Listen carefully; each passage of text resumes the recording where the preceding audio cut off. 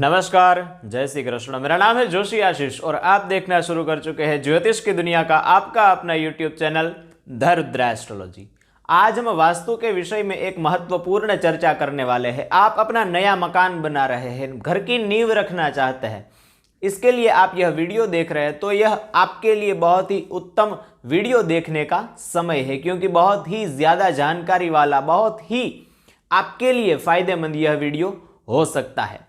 इस वीडियो में हम बताएंगे कुछ ऐसे योगों के बारे में, कुछ ऐसे मुहूर्तों के बारे में कि उस समय में अगर आप नींव पूजन करते हैं, उस समय में आप खात मुहूर्त करते हैं, घर बनाना शुरू करते हैं, तो वह मकान है वह धन धान्य देने वाला, या फिर 500 सालों से भी ज़्यादा उम्र का, लंबी उम्र का और स्वस्थ अपने घर के अंदर जो व्यक्ति रहते हैं उन सभी को स्वस्थ और निरामय रखने वाला होता है। ऐसे कुछ योग है शास्त्रों में, उसके आधार पर सब प्रमाण बात करेंगे कि किस योग में मकान बनाना शुरू करने से क्या फल प्राप्त होता है। सब प्रमाणों के साथ ग्रंथों के प्रमाण आपके प्रति हम कटिबद्ध है। सबसे पहले आपको ग्रंथों के प्रमाण प्रस्तुत करेंगे और बाद में उसका भावार्थ भी समझाएंगे। तो चलिए वीडियो को शुरू करते हैं और जानते हैं कुछ महत्वपूर्ण योगों के बारे में, जिसमें आपने मकान बनाया तो धन धान्य से व्यक्ति है वह संपन्न बना रहता है। अगर आप पहली बार हमारे चैनल की मुलाकात ले रहे हैं तो चैनल को सब्सक्राइब करना ना भूलें, बेल आइकन को प्रेस कीजिए और हमारी नई जानकारियां सबसे पहले पाइए। चलिए वीडियो को शुरू करते हैं।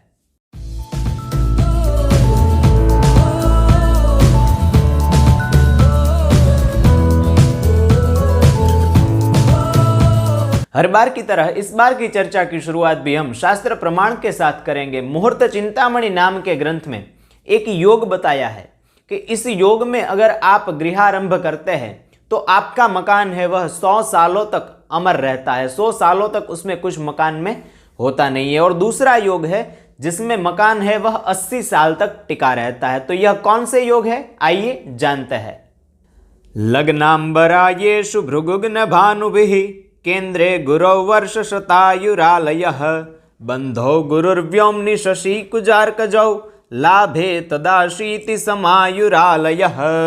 अर्थात इस श्लोक का यह अर्थ है कि कुंडली में जिस समय आप मकान बना रहे हैं उस समय की कुंडली में अगर लग्न स्थान में जो प्रथम स्थान है उसमें अगर शुक्र ग्रह हो, दूसरा दशम जो भाव है 10वां स्थान है उसमें अगर सूर्य हो, और केंद्र में बीच वाले जो 4 स्थान है उसमें अगर गुरु हो, तो वह मकान है वह 100 सालों तक टिका रहता है, उसमें कुछ हानि नहीं होती। अब दूसरा योग है जिसमें मकान है वह 80 सालों तक टिका रहता है। कौन सा यह योग है, जानते हैं। यह योग इस प्रकार है कि अगर कुंडली में जिस समय मकान बन रहा है उस समय की कुंडली में चतुर्थ स्थान में जो चौथा स्थान है उसमें अगर गुरु हो, 10वें स्थान में उसके जो ठीक सामने वाला है 10वें स्थान में चंद्रमा हो, और उसके ऊपर 11वां स्थान उसमें अगर मंगल और शनि ग्रह, यह 4 ग्रह कुंडली में हो इस प्रकार, तो वह मकान है वह 80 सालों तक टिका रहता है, उसमें कुछ भी हानि नहीं होती। अब जानते हैं धन धान्य से परिपूर्ण ग्रह का योग कब बनता है, जिसमें रहने से व्यक्ति है वह धन धान्य से सुसंपन्न रहता है और आनंद पूर्वक जीवन यापन करता है। सबसे पहले इसमें भी आपको श्लोक का प्रमाण देंगे, बाद में उसका भावार्थ समझाते हैं। आइए श्लोक देखते हैं। स्वोच्चे शुक्रे लग्नगे वा गुरौ वैश्म गतेऽथवा शनौ स्वोच्चे लाभगे वा लक्ष्म्यायुक्तं चिरं गृहम्। इस श्लोक में कुल 3 योग बतलाए गए हैं। पहला योग है कि अगर लग्न में मीन राशि हो और शुक्र ग्रह उसमें हो, मतलब कि उच्च का शुक्र अगर लग्न में हो, यह पहला योग। दूसरा, चतुर्थ स्थान में चौथा कुंडली का स्थान है उसमें कर्क राशि हो और उसमें गुरु है वह उच्च का होता है, गुरु उच्च राशि का हो। और तीसरा योग है 11वें स्थान में शनि है वह उच्च का हो, मतलब कि तुला राशि में 11वें स्थान पर अगर तुला राशि हो और शनि महाराज उसमें हो, उच्च के होते हो, तो यह 3 योगों में अगर कोई व्यक्ति गृहारंभ करता है, नया मकान बनाता है, तो धन धान्य से परिपूर्ण वह मकान सदैव रहता है और व्यक्ति है वह खुशहाल होकर अपना जीवन उसमें यापन करता है। आगे भी कुछ ऐसे योग बताए हैं शास्त्रों में जिसमें रहने से व्यक्ति है वह सदैव सुखी रहता है अगर वह योगों के विषय में भी आप जानना चाहते हैं तो आप हमें कमेंट कीजिए। उन योगों के विषय में भी एक विस्तृत चर्चा लेकर आपके सम्मुख हम उपस्थित होंगे।